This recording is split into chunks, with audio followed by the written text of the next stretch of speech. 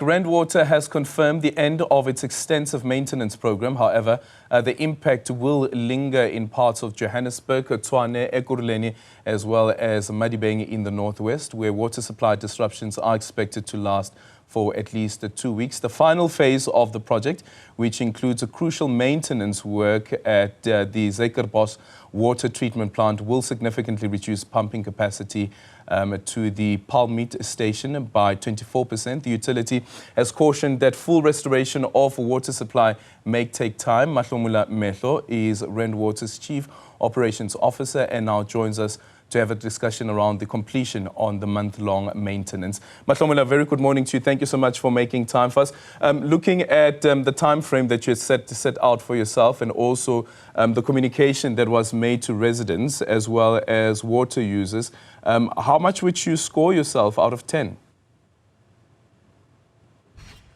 Good morning, Aldrin, and good morning to your viewers. I think first and foremost, we would really want to extend our appreciation to our customers who were impacted by this month-long maintenance work.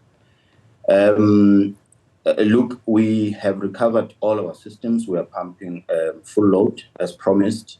And I think because we have communicated extensively as Rand Water with our customers, in fact, we started talking about this maintenance work as far back as last year.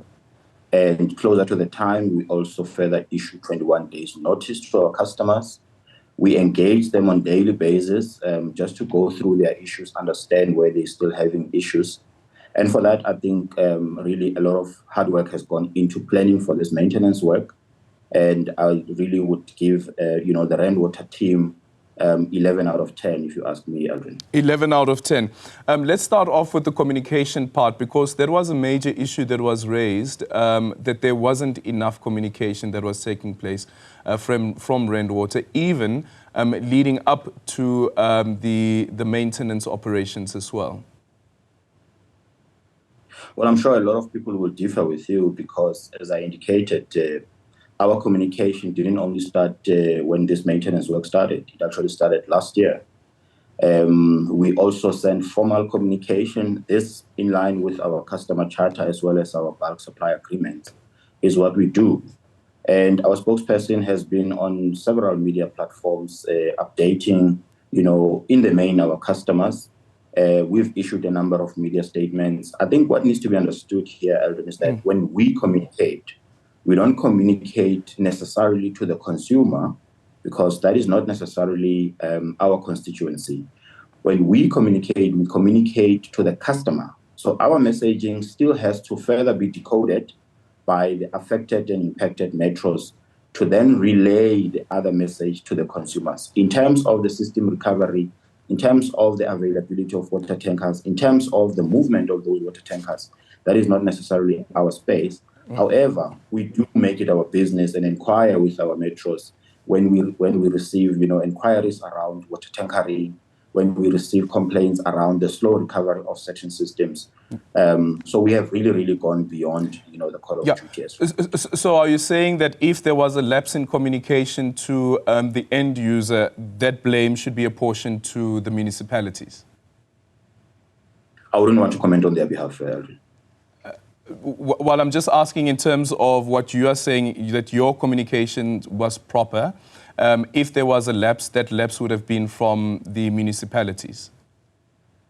Does that follow? All I'm saying is that as Rand Water, we have followed, the communication script to the latter. You yourselves at Newzroom have been interviewing Makinosi throughout this maintenance, from the start to the end. We did our part to inform the affected stakeholders, particularly our customers, as per our charter, as per the agreements we have with them. And again, the statements that we release is to actually update our customers. And of course, the messaging has to still be decoded by our customers to talk directly now to their consumers. Yeah. With that said, because like I told you earlier on, that some people had complained that there has been a poor communication. If you look at this X, for instance, this person tweeted that Nyathanda ukukhulumisa Bedford View has no water again. When will this thing be over? Maintenance was supposed to have been completed. Yesterday. So which means that there was a lapse in terms of communication.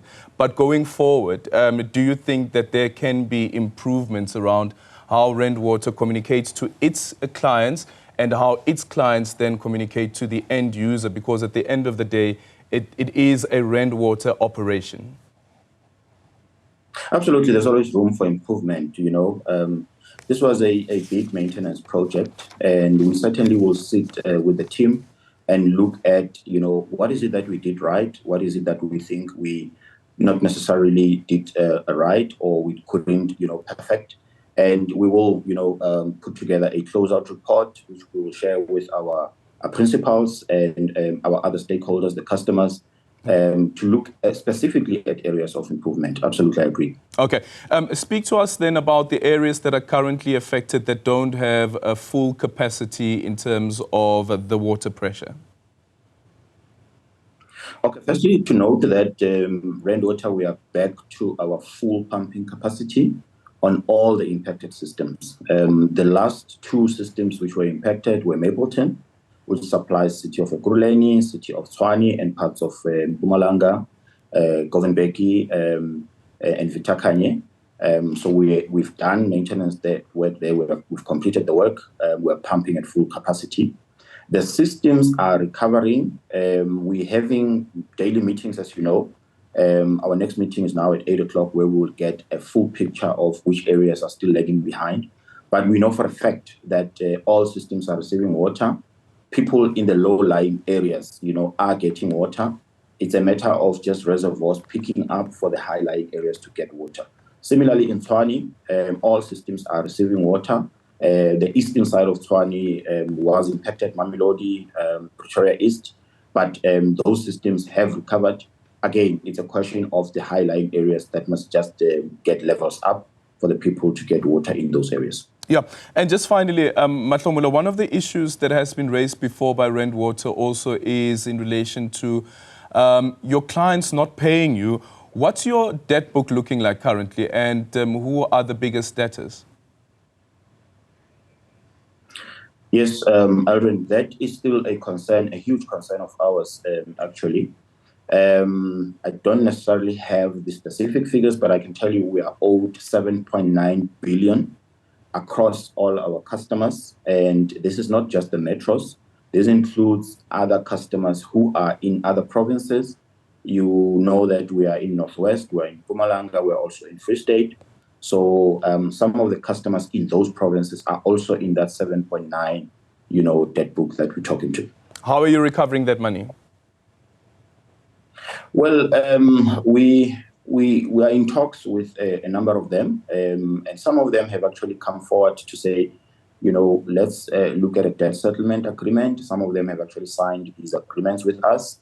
We've got one or two, you know, metros that have also approached us to say, look, we have got some financial difficulties here and there, but this is our plan to pay. We may pay you late.